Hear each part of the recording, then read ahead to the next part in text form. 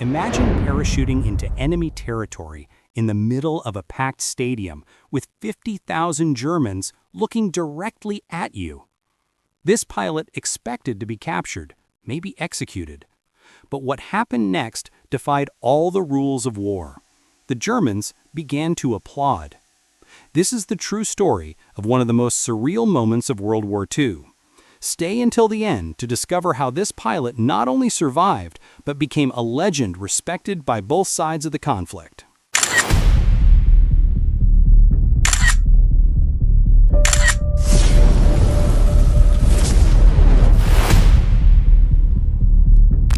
The date was August 9, 1942.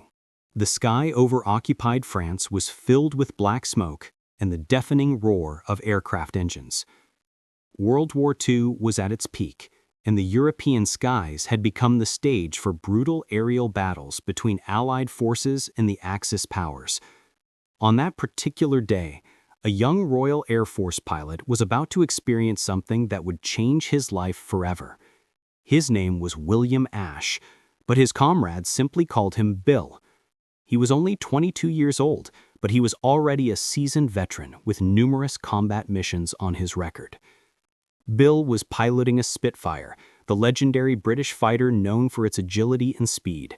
His mission that day was to escort Allied bombers during a raid over Nazi-occupied French territory. It was a risky operation, like all the others.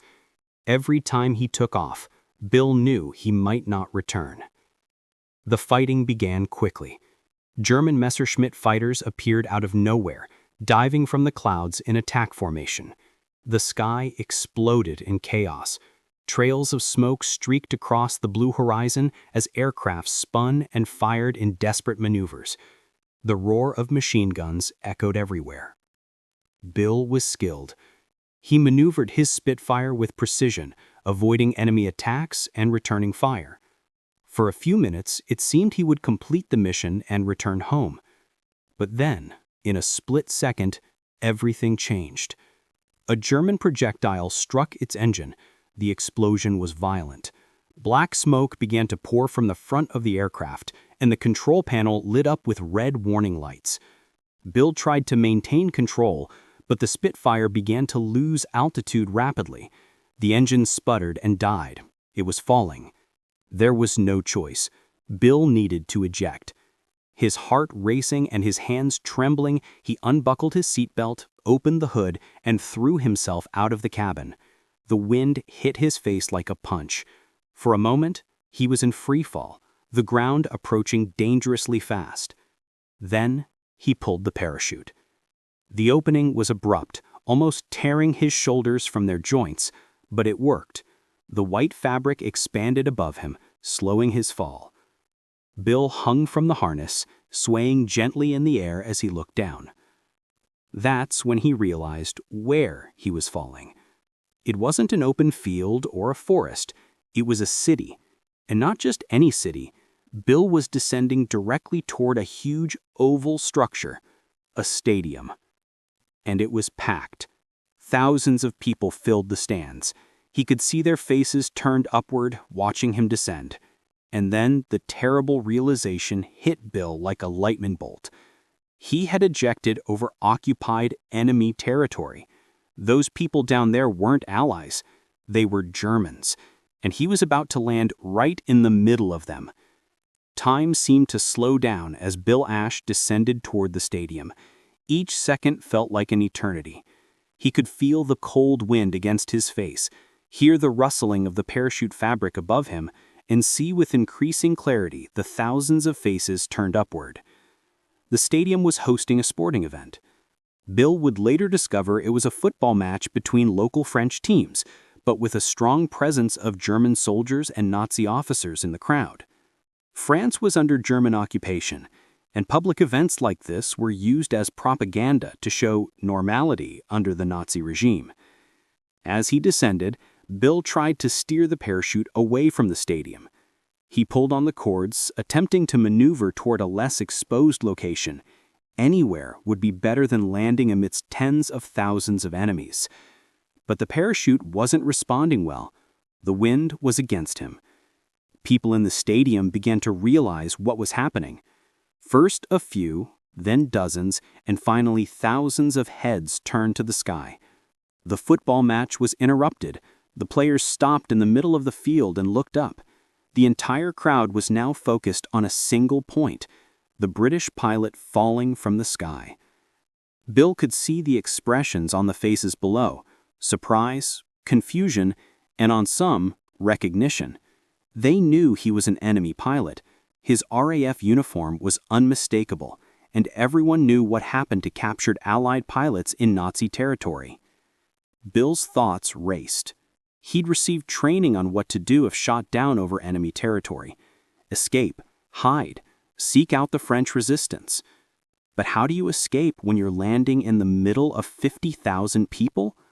The ground was rapidly approaching. Bill braced himself for impact. He bent his knees, kept his feet together, and took a deep breath. And then, with a dull thud, he hit the stadium turf. The landing was hard, but he managed to roll to absorb the impact. For a moment, Bill lay there on the grass, dazed and trying to catch his breath. The parachute collapsed beside him, a white pile of fabric. Then, he heard the sound. Absolute silence. 50,000 people, completely silent. No one shouted, no one moved. It was as if everyone was frozen, unable to process what they had just witnessed. Bill stood up slowly, his legs trembling. He looked around. The entire stadium was staring at him. German soldiers began to move in the stands, descending toward the field. Nazi officers shouted orders. The siege was closing in. This was the moment. Bill knew he would be captured. There was no escape. He was alone, unarmed, surrounded by thousands of enemies in occupied territory. His war, at least for now, was over. But then something extraordinary happened. Something Bill Ash would never forget for the rest of his life. Something that challenged everything he thought he knew about war, enemies, and human nature. The silence was broken by a single sound: a clap of hands, then another, and another, and then, like a wave that grows and engulfs everything in its path, the entire stadium erupted in applause. 50,000 people were applauding. Germans, French, soldiers, civilians, Nazi officers, and ordinary citizens, all standing, clapping for the young British pilot who had just fallen from the sky right in their midst.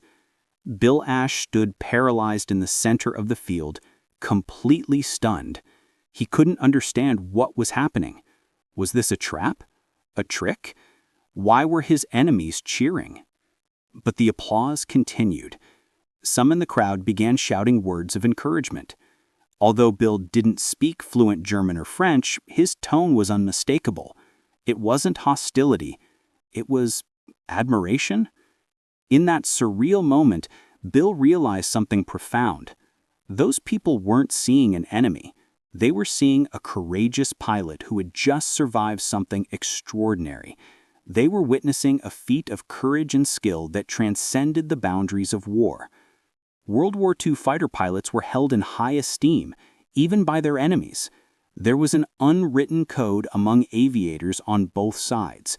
They fought in the sky, but they recognized each other's courage. It was different from infantry or other forms of combat. There was something almost chivalrous about aerial battles. German soldiers arrived on the field and surrounded Bill. He did not resist. He raised his hands in surrender while the applause continued to echo through the stands. The soldiers led him off the field, but even they seemed to respect the moment. There was no brutality or violence. It was almost ceremonial. As he was being led out of the stadium, Bill looked back one last time. The crowd was still standing. Some were still applauding. Others just watched with expressions of admiration. It was one of the strangest and most emotional moments of his life. Years later, Bill would describe that moment in interviews and memoirs. He said that in that instant, he realized that even in the midst of the most brutal war in history, there was room for humanity. People could recognize courage and skill, regardless of which side of the battle you were on. But Bill's ordeal was only beginning. Being captured was just the first step. Now he would face interrogations, prisoner of war camps, and the long, terrible years of captivity. The ovation in the stadium would be a precious memory, but it wouldn't change his situation. German soldiers led him to a military vehicle parked outside the stadium. Bill was placed in the back seat between two armed guards. The vehicle sped away from the stadium as the sound of applause finally faded into the distance. Bill gazed out the window at the occupied French city passing by. Old buildings, narrow streets, Nazi flags hanging everywhere. This was now his world, enemy territory, and he was a prisoner. But even as he faced an uncertain future, Bill couldn't get that moment in the stadium out of his mind. The applause, the respect, the shared humanity even amidst the hatred of war. Bill Ash was taken to a German interrogation center in the city of Lille in northern France. The building was gray and imposing, with armed guards at each entrance and barred windows. It was there that newly captured Allied prisoners of war were taken for initial interrogation. The process was intimidating. Bill was led through dark, cold corridors to a small, windowless room. A single lamp hung from the ceiling, casting harsh shadows on the bare walls. A table and two chairs were the only furniture. He was instructed to sit and wait. The German interrogators were professionals. They didn't use physical violence, at least not initially. Instead, they tried psychological techniques. They asked questions about your unit, your superiors, your missions. They tried to make you believe that other prisoners had already told everything, so there was no point in resisting. But Bill had been trained for this. The RAF guidelines were clear: name, rank, service number, and nothing more. He repeated these three pieces of information whenever questioned, refusing to provide any further details. It was frustrating for the interrogators, but Bill remained firm. After several days of unsuccessful interrogation, Bill was finally transferred to a prisoner of war camp. Not just any camp, but Stalag Luft III, one of the most famous camps of the war, located in occupied Poland. It was specifically designed to house captured Allied Air Force officers. The arrival at the camp was a shock. Barbed wire fences stretched in every direction. Watchtowers with spotlights and machine guns monitored every movement. German guards patrolled constantly. But inside the camp, there was a vibrant community of prisoners who had created their own society. Bill quickly discovered that many of the prisoners at Stalag Luft III did not passively accept their fate. There was a culture of resistance. Groups of prisoners constantly planned escapes. They dug tunnels, forged documents, hid provisions, and created elaborate escape plans. Bill joined these efforts immediately. He had an indomitable spirit and refused to spend the war sitting idly by. For him, it was his duty to try to escape, not only for his own freedom, but to seize enemy resources that could be used in the war effort. Bill's first escape attempt was relatively simple. He and some companions tried to cut the fence during the night and flee to the camp. They were captured just a few kilometers from the camp. The punishment was solitary confinement in a dark, cold cell for 2 weeks. But that didn't stop him. Bill tried to escape repeatedly, each time with a different method, sometimes disguised as a German guard in counterfeit uniforms, other times hidden in delivery trucks. Once, he even tried to hide in a garbage pit to be taken out of the camp. Each attempt failed, and each time, Bill was captured and punished. But he never gave up. His fellow prisoners began to admire him for his tireless determination. The German guards knew him by name and watched him especially closely. Bill Ash was building a reputation, not just as a tough prisoner, but as someone who embodied the spirit of never giving up, no matter how impossible the situation seemed. In March 1944, Stalag Luft III became the site of one of the most ambitious and famous escape attempts of World War II. The operation would later be known as the Great Escape, immortalized in books and the classic Hollywood film. The plan was audacious. Prisoners had spent over a year digging not just one, but 3 secret tunnels beneath the camp. They called them Tom, Dick, and Harry. The tunnels were impressive feats of engineering, excavated 9 meters deep to avoid detection by German seismic microphones, and extended more than 100 meters beyond the camp fences. Bill was deeply involved in the project. He worked as a digger, spending hours crammed into the narrow tunnel, digging with makeshift tools and pushing loose soil back into buckets made from tin cans. It was claustrophobic and dangerous work. The tunnel could collapse at any moment, burying him alive. But the risk was worth it. If the plan worked, hundreds of prisoners could escape simultaneously, causing chaos among the German forces and potentially allowing many to reach neutral or Allied territory. The night of the escape was March 24, 1944, a cold, moonless night, perfect for the operation. The prisoners selected to escape met in secret, wearing carefully falsified civilian clothes and carrying forged identity documents. Bill was among the first in line.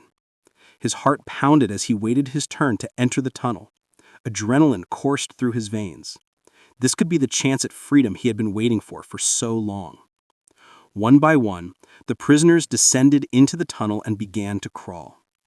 It was cramped, dark, and suffocating. Bill crawled on his stomach, pulling himself up with his elbows, pushing with his knees. The wood creaked dangerously around him. Small mounds of earth occasionally fell on his head. It took him almost an hour to crawl the entire length of the tunnel. Finally, he saw a small opening ahead.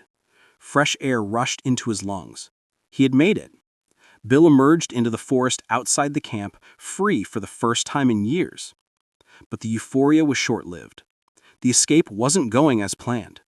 The tunnel had shortened by several meters, ending up still partially visible from one of the watchtowers. The guards would eventually notice. And worse, the evacuation process was taking much longer than expected, due to the tunnel's cramped space. Bill didn't wait.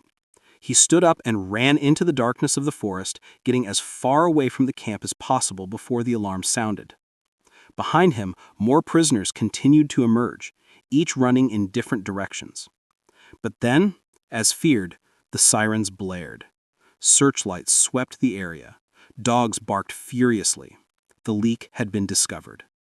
Of the 200 people planned to escape, only 76 managed to get out of the tunnel before the Germans discovered it. And now they were all fleeing through occupied Poland, hunted by thousands of German soldiers, police, and Gestapo members. The real ordeal was only beginning. Bill Ash ran through the dark forest, his lungs burning and his heart pounding. Every shadow seemed a threat. Every sound could be a German guard or a hunting dog. He knew he needed to put as much distance as possible between himself and the field before dawn. His plan was to travel south towards Czechoslovakia, where he hoped to find help from resistance groups. He had a rudimentary map memorized, some bread marks hidden in his coat, and forged identity documents identifying him as a foreign worker. But traveling through occupied Poland was extremely dangerous. The country was under brutal Nazi control. Police checkpoints were everywhere. Anyone without proper documentation was immediately suspect. And the local population, while often sympathetic to the Allies, was too terrified to openly help. Bill traveled mostly at night, sleeping during the day in abandoned barns or hidden in dense woods. He avoided main roads and towns whenever possible. The March cold was biting, and his thin civilian clothes offered little protection.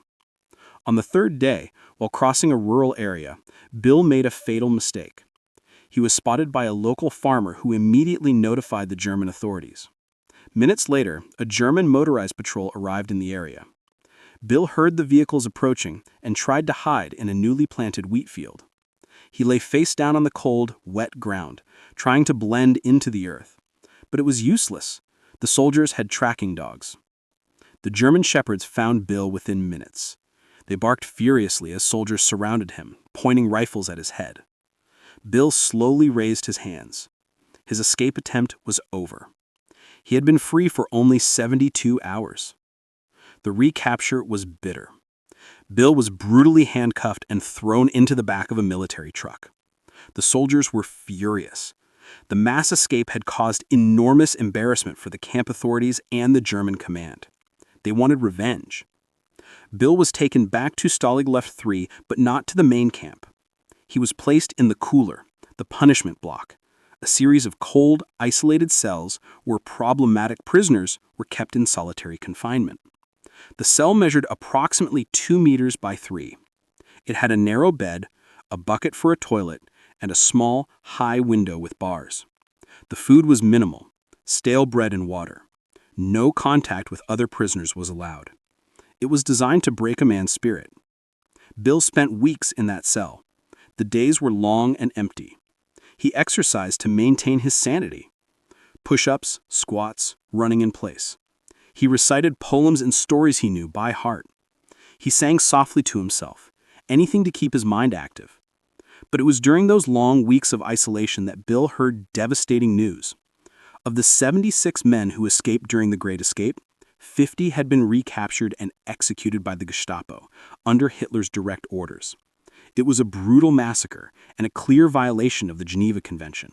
Bill had known many of these men. They were friends, comrades, brothers in arms, and now they were dead, murdered in cold blood.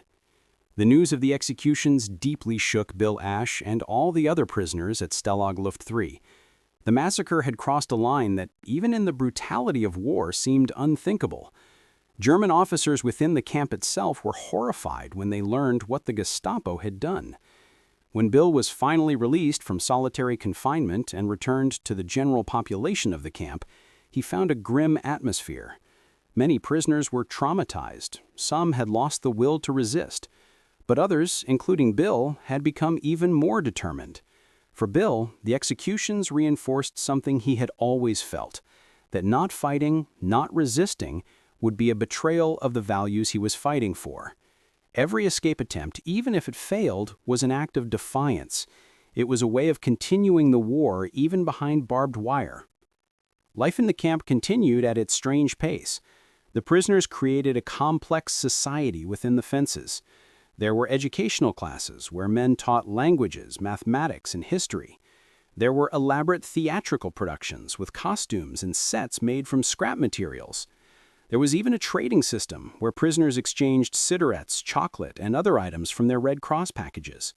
Bill participated in all of this, but his mind was always planning his next escape. He studied the guards' patterns, observed the camp's routines, looked for weaknesses in security. It was an obsession, but it also kept him mentally alive. In late 1944, as Allied forces advanced through Europe after D-Day, conditions in the camp began to deteriorate. Food became scarcer, heating was minimal. Red Cross rations arrived irregularly.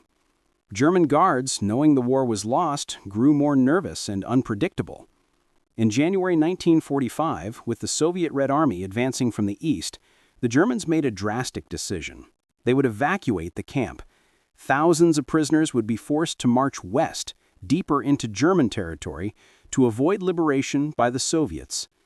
It was the beginning of what would become known as the Death March. In the dead of winter, with sub-zero temperatures and deep snow, more than 10,000 prisoners of war were forced to walk hundreds of kilometers across Germany. They had little food, no adequate shelter, and were dressed in clothing unsuitable for the brutal climate. Bill was among them.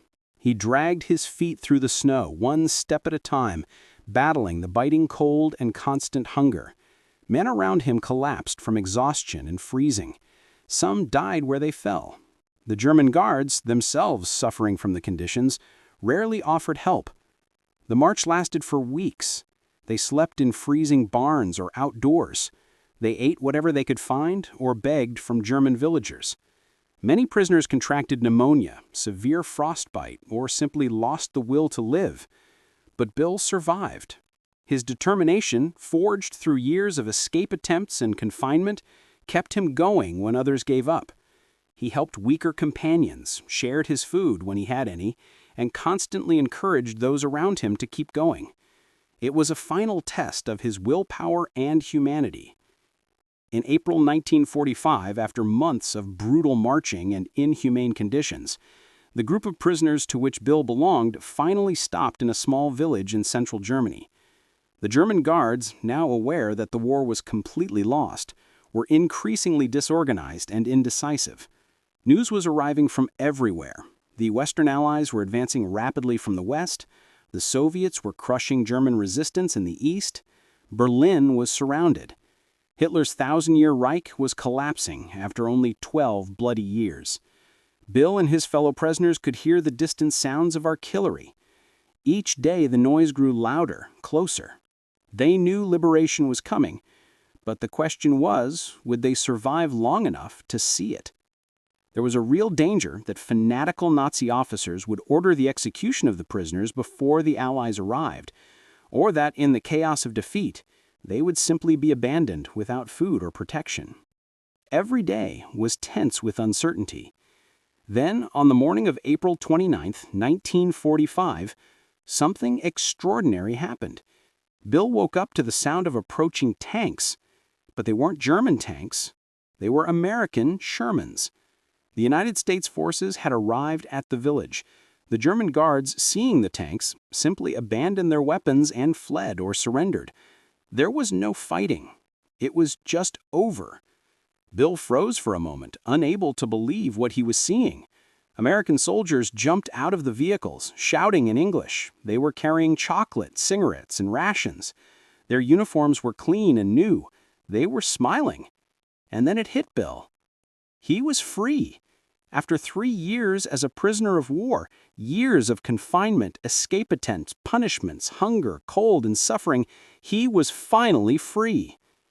Emotions overwhelmed him. Tears streamed down his face. He was not alone. Around him, skeletal and exhausted prisoners wept, laughed, embraced each other and the American soldiers. It was a scene of pure joy, but also of profound sorrow for what they had all suffered. The Americans quickly organized medical care for the liberated prisoners. Many were severely malnourished and ill. Bill was significantly underweight, suffering from respiratory problems due to the cold and malnutrition, but he was alive. In the following weeks, Bill was transported across liberated Europe back to England. The journey was surreal. He saw cities devastated by war, millions of displaced refugees, and the smoldering remains of what had been the Third Reich. When he finally set foot on British soil again, he was received as a hero. But Bill didn't feel like a hero. He felt like a survivor. He had lost years of his life, seen friends die, experienced suffering that would mark him forever. The war in Europe officially ended on May 8, 1945. But for Bill Ash and millions of others, the scars of that war would never fully heal. They would carry those memories, those traumas, for the rest of their lives. Bill was home. He was free. But a part of him, a part of his youth and innocence, had been left behind in those prisoner of war camps, in those dark tunnels, in that stadium where 50,000 Germans had once cheered. Returning to civilian life after years as a prisoner of war was not easy for Bill Ash. England in 1945 was a transformed country. Cities were bombed, the economy was devastated, and millions of families mourned the loss of loved ones. But there was hope. The war was over. Nazism was defeated. Bill spent months recovering physically. He had lost a lot of weight during his captivity and the death march. His health was failing, but gradually, with proper nutrition and rest, his body began to recover. His mind, however, would take much longer. He suffered from frequent nightmares. He dreamt that he was still in the camp, trapped behind barbed wire, or crawling through dark tunnels, or being chased by German guards. He would wake up in a panic, sweating, taking seconds to realize he was safe in his own bed. Bill discovered that many of his fellow prisoners faced similar struggles. They had been tested in ways most people could never imagine. Some adapted well to civilian life. Others never truly returned, their minds permanently scarred by the traumas of war. But Bill was resilient. He decided to channel his experiences in a positive way. He went back to school and eventually became a television producer and screenwriter. He worked on educational programs and documentaries, using the creative skills he had developed during his years in the prisoner of war camp. He also began speaking publicly about his experiences. At first, it was difficult. Reliving those moments brought pain. But Bill realized that his story had value. It taught important lessons about courage, resilience, and the capacity of the human spirit to endure seemingly impossible adversity. One of the memories Bill always shared was that moment in the French stadium, the 50,000 Germans cheering as he landed by parachute. For Bill, that moment represented something profound about human nature. Even in the midst of the most brutal conflict in history, even when entire nations were committed to mutual destruction, there were moments of shared recognition. Those people in the stadium didn't just see an enemy. They saw a human being accomplishing something extraordinary, and instinctively, they responded with respect. Bill married and started a family. He had children and eventually grandchildren. He lived a long and productive life, far beyond the years he spent as a prisoner of war. But those years never left him. They were part of who he was. He kept in touch with other survivors of Stalag Luft III. They met regularly, sharing memories and supporting each other. There was a brotherhood among them that only those who had gone through similar experiences could truly understand. Bill also developed a surprisingly balanced perspective on his former enemies. He distinguished between the fanatical Nazis, who were truly evil, and the ordinary German soldiers, many of whom were simply men doing their duty under terrible circumstances. Some of the camp guards had treated the prisoners with relative decency within the limits of their orders. Bill remembered these men without hatred. The war had placed them all in impossible situations.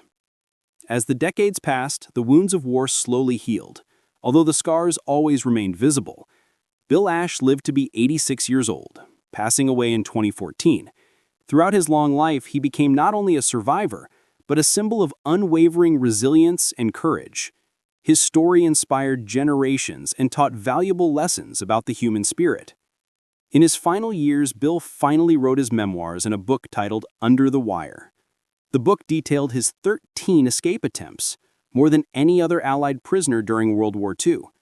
Each attempt was a refusal to accept defeat, an act of defiance against tyranny. Bill's story resonated deeply with readers around the world. It wasn't just a war story, but a story about never giving up no matter how impossible the situation seems. It was about maintaining dignity and purpose even in the most degrading circumstances. The moment in the stadium remained the most powerful symbol of his experience. He spoke about it frequently in interviews and lectures. For Bill, that represented the possibility of humanity persisting even in the midst of war. It was a reminder that beneath the divisions of nationality, ideology, and conflict, there was a fundamental recognition of human courage and skill. Historians later confirmed the details of that extraordinary day. The stadium was in Lille, France. The crowd actually cheered the British pilot who had just made an emergency parachute landing during a football match. It was a unique moment in the war, witnessed by thousands and remembered for decades. Bill received numerous decorations for his service during the war. He was recognized not only for his actions as a pilot, but for his tireless resistance as a prisoner of war. His escape attempts, though never successful, occupied significant German time and resources, contributing in a small but real way to the Allied war effort. Most importantly, Bill became an educator. He visited schools and universities, sharing his story with younger generations. He wanted them to understand not only the facts of the war, but the deeper lessons about character, courage, and morality. He emphasized that heroism is not the absence of fear, but action despite fear. He had felt fear constantly during his years of captivity: fear of execution, fear of permanent confinement, fear that the war would never end. But he acted anyway. He continued to resist anyway. Bill also spoke about the importance of never dehumanizing enemies. Even having suffered at the hands of his captors, he never succumbed to blind hatred. He recognized that most people on both sides of the war were simply human beings trapped in historical forces greater than themselves. When Bill Ash passed away in 2014, obituaries around the world celebrated his extraordinary life. He was remembered as one of the last heroes of the Great Generation, those men and women who confronted and defeated fascism. But perhaps his most lasting legacy is simply the story of that moment in a French stadium in 1942. A pilot falling from the sky, a crowd of supposed enemies, and 50,000 people choosing, for just a moment, to see beyond the war and simply acknowledge human courage. It was a moment of light in the darkness, and it continues to shine decades later. End.